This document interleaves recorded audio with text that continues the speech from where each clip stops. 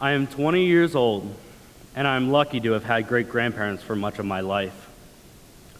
My great-grandfather was a blue-collar family man, and he was one of the wisest people that I have ever met. And I wish I knew that sooner. He was known for his life lessons, often packaged in the form of phrases. There was one that always stuck with me from my younger years, and I didn't understand what it really meant until just recently. The phrase was, "You can't win for losing." Now, when I started college, I became much more independent, especially financially. And under the weight of that new independence and managing my finances, I became much more pessimistic. So pessimistic that one day I muttered this phrase, and I stopped. It was right then and there that I realized I finally now understand what this phrase means. Looking back, I now realize that it was up until that point I hadn't had enough experience to understand what that meant. I couldn't empathize with that phrase. I couldn't gain that perspective. Perspectives are unique, defined as an attitude towards something, a point of view. Each point of view is formulated from a mix of different information. This information can be our thoughts, our opinions, and even our feelings. So, therefore, by understanding each other's thoughts, opinions, and feelings, we can now start to understand each other's perspectives. And of course, by the nature of growth and becoming an adult, I form my own perspective, thoughts, and opinions that I can now relate to my grandfather's perspective, thoughts, and opinions. And that is the core of empathy. To think about perspectives on a larger scale, such as a community's perspective, think of a puzzle. For those of you at the tables, there's a puzzle on the table there. It's in a little paper clip. Some of you have already put them together. If you want, feel free to start putting the puzzle together. And as you put the puzzle together, think about it. Each piece represents a perspective. And as we bring these perspectives together, it starts to form a much clearer picture. Just last year, I was challenged with a new experience. For the first time in my life, I had a difficult boss, someone I couldn't connect with, someone I didn't understand, which was unlikely. It's unusual for me. I'd always connected with my bosses before. She was the one that told me that I was the worst medical scribe that she has ever seen. There was always a lack of connection between my manager and me. Let me take you back to what happened in the original interview. Throughout the entire interview, I couldn't connect. Now, I can usually tell how an interview goes. I feel like we can naturally feel how an interaction went. Well, I left the interview, and I called my parents who were sitting right here. They can attest to this. I called, and they, of course, asked, "Well, how'd the interview go?" And I replied, "I don't know." Because I didn't. I truly had no idea how to react. Throughout the entire interview, my manager, soon to be my manager, the interviewer, remained emotionless, and not once did I connect with them. I ended up getting the medical scribe position, and that interviewer ended up becoming my manager. And over the next couple months, I continued to have these emotionless interactions. Training generally lasts 5 days, and throughout that entire time, I lost a lot of confidence because my manager was giving me feedback, but it was all unconnected.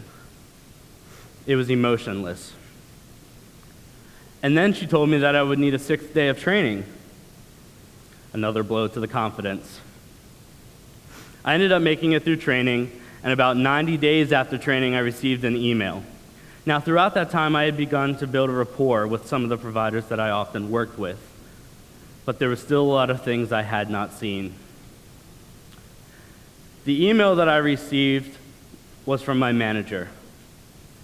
It was the point that she told me that I was the worst medical scribe that she had ever seen. She had gotten a lot of feedback from the providers that I worked with, and apparently my quality of work was poor. I was crushed. I immediately began contemplating my future in the field of medicine. It wasn't until after my manager resigned to go to medical school that I could see her perspective.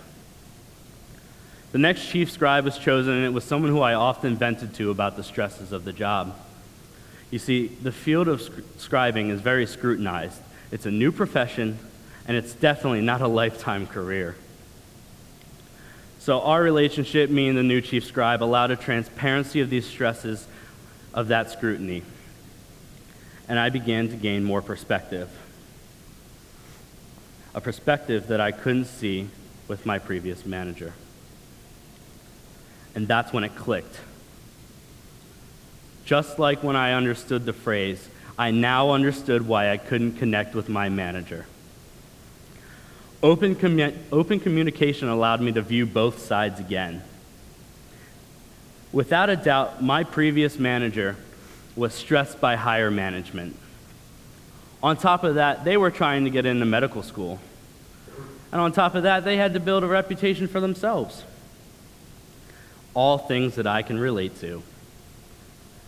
See, I was stressed by my management, my previous manager.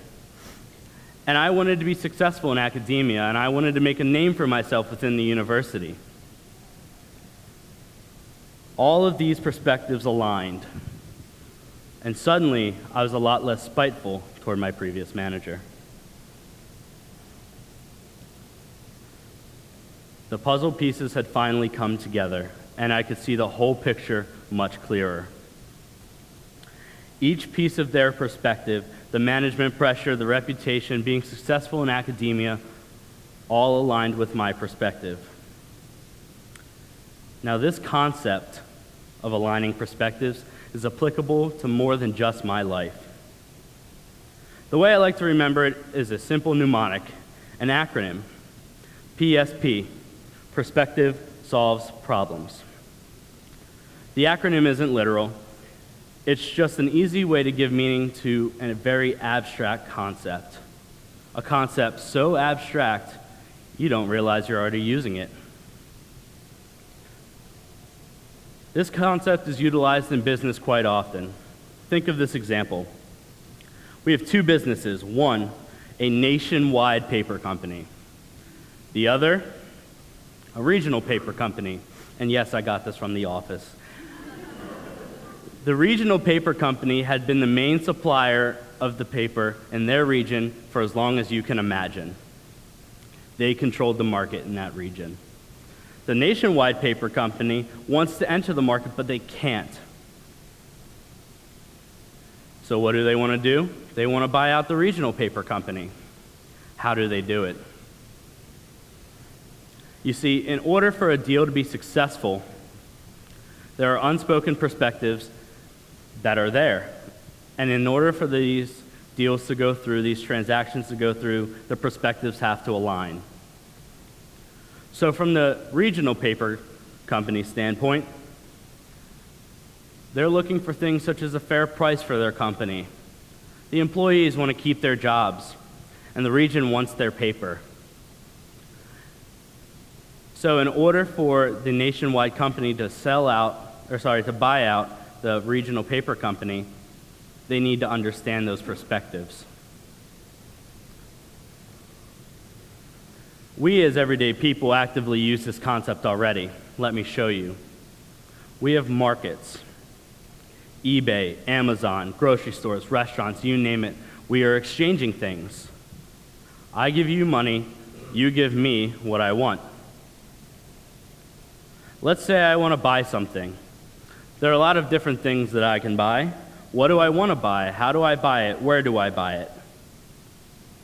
From the consumer side of things, we consider perspectives such as quality, price, durability.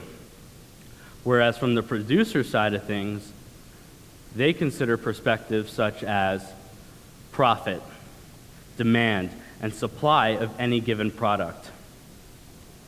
So if I want to buy something, I need to seek out perspective.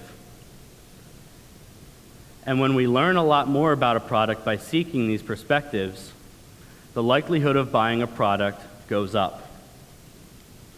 Now, when I tell you that we do this already, how many of you have read the reviews on Amazon of a specific product?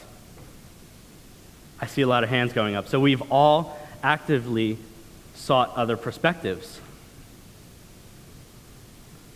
Now, here's the challenge. Let's take this reviewable information, these perspectives, and apply them to our colleagues. Apply them to your bosses. As I had experienced, understanding the perspective of management allowed me to empathize with them. And I encourage you, the next time you're assigned a frustrating task or you're in a conflicting situation, change your perspective. Consider the other perspectives. And guess what? I'm not done. We can take this further than the workplace, and we can take this further than shopping. Apply this same concept in our daily interactions, and we begin to understand a lot more. For those of us who commute to work, we understand what it's like to sit in traffic, especially in the Harrisburg area. For those of you that have sat in that traffic, you know that you're not the only one there. And everyone around you understands what it's like to sit in that traffic too. So that anger and that frustration that we have from sitting in traffic, you're not the only one feeling it. And when we know that we're not the only ones feeling something, we start to empathize with the people that are sitting there with us. And when we empathize with people, we understand each other. And when we understand each other, we're less frustrated. We're happier. Less emotional burden makes for a happier life. And this small understanding and empathy in our daily interactions will allow us to respond in a calmer manner, eliminating the need for hatred and anger towards each other. Now, I have a lot more to learn about this world that we all share, and I want to enjoy that. I encourage you, go out of here into this community with a new perspective. It will help us understand why our leaders delegate tasks. It will help us get through conflicting situations. It will help us put the pieces of this worldwide puzzle together. And maybe one day we'll learn why you can't win for losing. Thank you.